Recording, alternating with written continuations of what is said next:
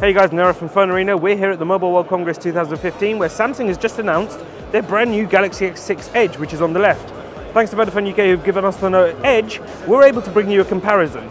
And the reason we're comparing this really is because the Note Edge was the first smartphone where Samsung actually forayed into making use of the sides of the display. As you'll see, the Note Edge is very much a large display with an edge that's been added to it on the side. But what we've got with the Galaxy S6 Edge on here on the left is a single display that's curved. And this is really Samsung's advancements in display technology as the world's #1 display manufacturer that have allowed them to do this. The display itself, both are quad HD, but what we've got with the Galaxy S6 Edge is it's put half an inch smaller, 5.1 inches versus 5.6, which results in a much higher pixels per inch density and a much sharper angle. If you look, the display itself just looks a lot better. The Galaxy S6 Edge is running on Android 5.0 Lollipop, whereas the Note Edge is only launched on 4.4 KitKat and hasn't actually been updated yet worldwide. Result, we've got a much smoother experience. And this is not only down to the fact that the Note Edge is on KitKat, but also because the Galaxy S6 Edge has the world's first 14nm processor versus a 20nm processor on the Note Edge. Result is it's actually up to 35% faster. And you'll see this just within the changing of applications and menus, etc. The Note Edge just feels a lot slower than the Galaxy S6 Edge does. On the front here, we've got a 1.9 megapixel. On the front here, we've got a 5 megapixel camera with f1.9 aperture, which results in much better front-facing selfies and a much better front-facing camera performance. Whereas the Note Edge has a 2.1 megapixel front-facing camera.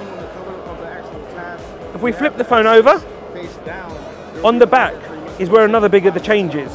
Whereas the Galaxy S6 Edge has this very leatherish feel, although we've got a case on ours, the Galaxy S6 Edge here is glass. Warning Gorilla 4 glass, which is up to 50% stronger than other glass displays. And we've got a 16 megapixel camera. They're both 16 megapixel, but the difference again is the fact it's an f1.9 aperture, which allows a lot more light and much larger pixels, resulting in better overall images. We've again got both fingerprint, we've got both heart rate monitors here and an LED flash, and they've both got optical image stabilization. But Samsung are touting the Galaxy S6 Edge really as the best camera they've ever done. As a Note 4 user, it really makes me quite interested to see this in a bit more detail later on. But the reason is, again, down to the aperture and the fact that the overall camera experience is just improved thanks to software algorithms as well. Moving on, and we'll go to the side, and this is where the Galaxy S6 Edge is substantially thinner than the Note Edge. The Galaxy S6 Edge is just 6.9 millimeters thin, which is outstanding, although there are a few trade-offs, which we'll explain in a moment. Whereas the Note Edge is a lot thicker, we believe it's 8.4, although we will confirm this afterwards. So, what about those trade-offs that we mentioned? Well, one of the biggest trade-offs, it comes down to battery. Whereas the Note Edge has a removable battery, the Galaxy S6 and the Galaxy S6 Edge is the first time that Samsung has gone, we are not doing removable batteries in our flagship. The companies say this is because they feel the battery technology is finally there. We're sure that a lot of you won't agree, but they haven't given us exact capacity figures, but they say it will last up to 12 hours on LTE browsing, about 11 hours in calling, and about 42 hours on music playback. All of those figures, as we've always seen, pretty much come down to being laboratory conditions. So we'll figure this out in a more of an in-depth review. There is another trade-off between these two, and that's probably a biggie. The big one is there's no expandable memory. Yep, it's an all unibody device with no expandable memory. You're limited to either the 32 gigabyte, 64 gigabyte, or 128 gigabyte storage variant. They're the three options. Whichever one you choose, you can't expand it. In the UK, we're probably likely to get the lowest one, which is 32 gigabytes as always.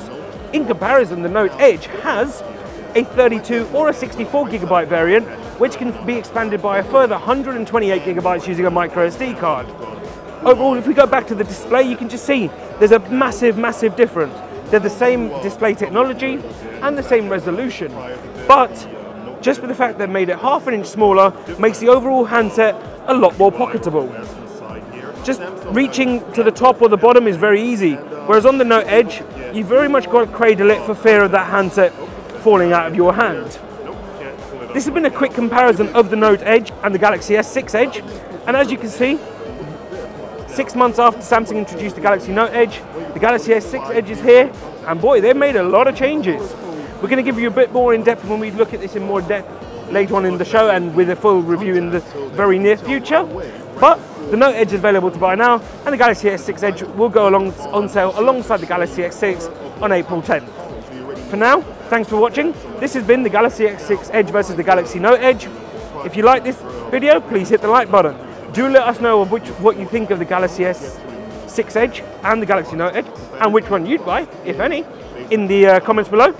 And hit the subscribe button because we've got a lot more coverage coming to you live from Barcelona. We'll see you in the next video.